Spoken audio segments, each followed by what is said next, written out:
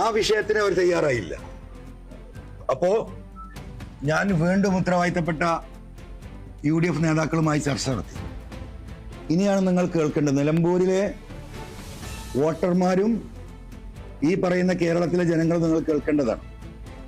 UDFന്റെ സംസ്ഥാന നേതൃത്വത്തിലെ പ്രബലരായിട്ടുള്ള നേതാക്കന്മാർ, ഘടകകക്ഷിയിലെ 2 നേതാക്കന്മാർ, മലപ്പുറം ജില്ലയിലെ നിലമ്പൂരിലെ UDFന്റെ ജില്ലാ ലെവലിലുള്ള ഏറ്റവും ഉയർന്ന, ജില്ലാ പഞ്ചായത്തിന്റെ ലെവലിലുള്ള ഏറ്റവും ഉയർന്ന ഒരു ഘടകകക്ഷിയുടെ നേതാവ്, 3 പേരും ഇരിക്കുകയാണ്. ഞാൻ അദ്ദേഹത്തോട് ചോദിച്ചു, അദ്ദേഹം ഒരു മുസ്ലിം മതവിശ്വാസിയാ. അല്ല സഹോദര, ഈ വലിയ 2 നേതാക്കന്മാർ ഇരിക്കുന്ന സ്ഥലത്താണ്. ഞാൻ സത്യസന്ധമായ ഒരു കാര്യം നിങ്ങളോട് ചോദിക്കാം.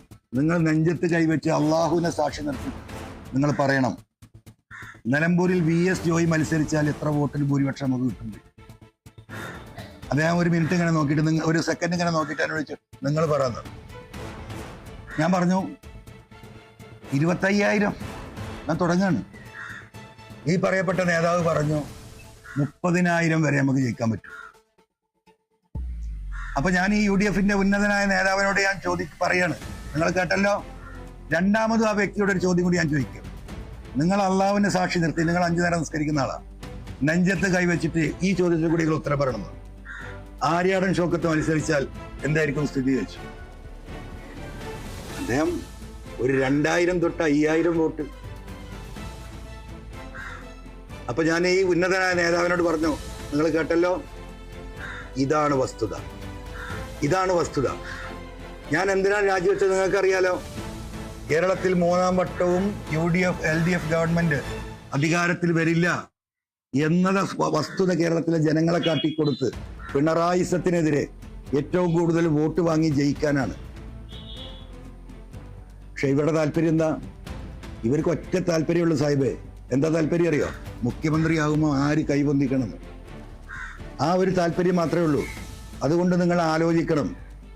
ഈ നേതൃത്വത്തെയും വെച്ചാണ് UDF മുന്നോട്ട് പോകുന്നെങ്കിൽ 99 സീറ്റിൽ വേണം കോൺഗ്രസിന് തീരുമാനമെടുക്കാൻ വരാനിരിക്കുന്ന തെരഞ്ഞെടുപ്പിൽ. ആ 99 സീറ്റിന്റെയും മാനദണ്ഡം കൈപൊക്കുന്നവർക്ക് മാത്രമായിരിക്കും 2026 ഭരണം പിണറായിയെ താഴെ ഇറക്കാൻ ഈ നേതൃത്വത്തെ വെച്ചുകൊണ്ട് കഴിയുമെന്ന് എനിക്ക് തോന്നുന്നില്ല. അതുകൊണ്ട് ആലോചിച്ചിട്ട് നിങ്ങൾ തീരുമാനമെടുക്കണം എന്ന് ഞാൻ പറഞ്ഞതാ. അതവസാനിച്ചു. ഈ പറയപ്പെട്ട ചർച്ചകൾ മുഴുവൻ പിന്നീടും കഴിഞ്ഞു.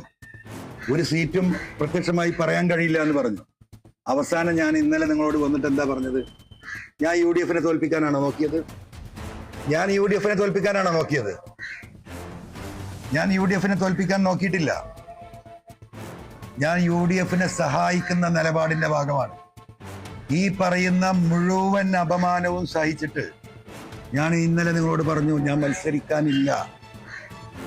മത്സരിക്കാനില്ല. ബാങ്ക് വിളിക്കുന്നത് കഴിഞ്ഞിട്ട്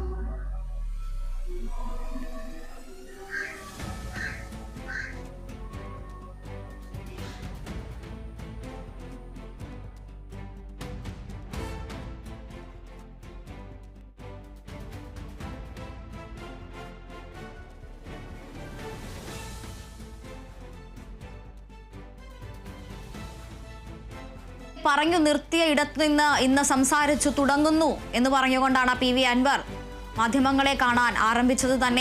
തന്റെ പോരാട്ടം ജനങ്ങൾക്ക് വേണ്ടിയാണെന്നും പിണറായിസത്തിനെതിരെ അല്ലെങ്കിൽ സർക്കാരിന്റെ പോലീസ് രാജിനെയാണ് താൻ എതിർത്തത് എന്നും